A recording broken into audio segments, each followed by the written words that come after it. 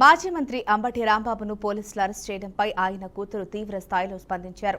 అమెరికాలో ఉంటున్న ఆయన మూడో కూతురు అంబటి శ్రీజ స్పందిస్తూ ఓ వీడియోను షేర్ చేశారు. దేవుడు తమ పక్షాన ఉన్నాడని, రాళ్ల విసరణ అవి పువ్వులే అవుతాయని అన్నారు. తన తండ్రి గుడికి వెళ్లి తిరిగి వస్తుంటే కొందరు టీడీపీ వాళ్లు కర్రలతో దాడి చేసే ప్రయత్నం చేశారని దూషించారని చెప్పింది.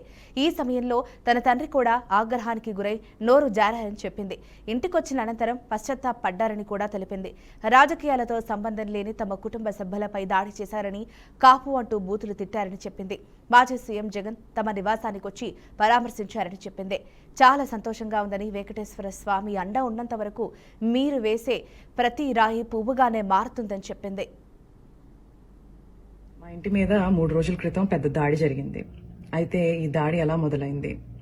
రాంబాబు గారు గుడికెళ్ళి తిరిగి ఇంటికి వస్తుంటే కొంతమంది టీడీపీ వాళ్ళు కర్రలు పట్టుకుని, రాళ్లు పట్టుకుని ఫిజికల్ అటాక్కి వస్తూ థ్రెటన్ చేస్తూ ఆయన రెచ్చగొట్టే ప్రయత్నం జరిగింది. కొంత బూతు పదజాలం వాడుతూ ఒక మహిళ. అన్ఫార్చునేట్గా, దురదృష్టవశాత్తు రాంబాబు గారు అదే మాటని తిరిగి అనేశారు. ఆ స్పర్ ఆఫ్ ద మూమెంట్లో ఇంటికి వచ్చారు, రియలైజ్ అయ్యారు, ప్రెస్ మీట్ పెట్టారు. ఇంత పెద్ద లీడర్గా ఉండి నా బ్యాలెన్స్ని నేను కోల్పోయి ఉండకూడదు, నేను ఆ మాట అనుండకూడదు అని ఆయనకున్న పశ్చాత్తాపాన్ని చాలా క్లియర్గా వ్యక్తం చేశారు. అయినా వాళ్ళు తృప్తి చెందలేదు. లీగల్ కాన్సిక్వెన్సెస్ ఫేస్ చేస్తానని కూడా ఆయన చెప్పడం జరిగింది. కానీ వాళ్ళకి వేరే ఎజెండాస్ ఉన్నాయి.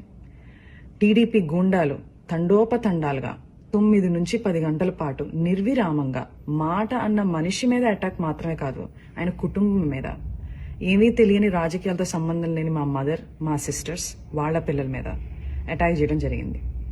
అటాక్ చేస్తూ వాళ్ళు కుల ప్రస్తావన కూడా తీసుకుని వచ్చారు. కాపు ఎల్ డాష్ ఇలాంటి మాటలు మాట్లాడుతూ అటాక్ చేయడం జరిగింది. అయితే నాకు షాకింగ్ విషయం ఏంటంటే ఇదంతా కూడా ఎగ్జిక్యూట్ చేసింది, ఇంప్లిమెంట్ చేసింది ఎవరయ్యా అంటే ఒక డాక్టర్, సెంట్రల్ మినిస్టర్.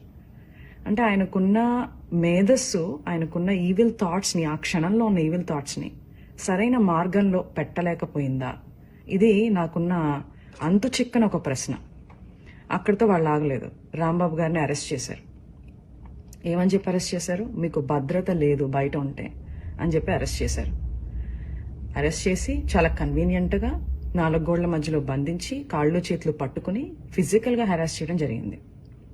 ఆయన ఒక ఎక్స్ మినిస్టర్. సరే, మీకు ఆ గౌరవం ఇవ్వడం ఇష్టం లేదు. ఆయన ఒక సీనియర్ సిటిజన్, 65 నుంచి 70 ఏళ్ల మధ్యలో ఉంటుంది ఆయన వయసు. అయినా కూడా వాళ్ళకి గౌరవం ఇవ్వాలని లేదు. రాక్షసానందం పొందారు. మా ఇంటి మీద 3 రోజుల క్రితం పెద్ద దాడి జరిగింది.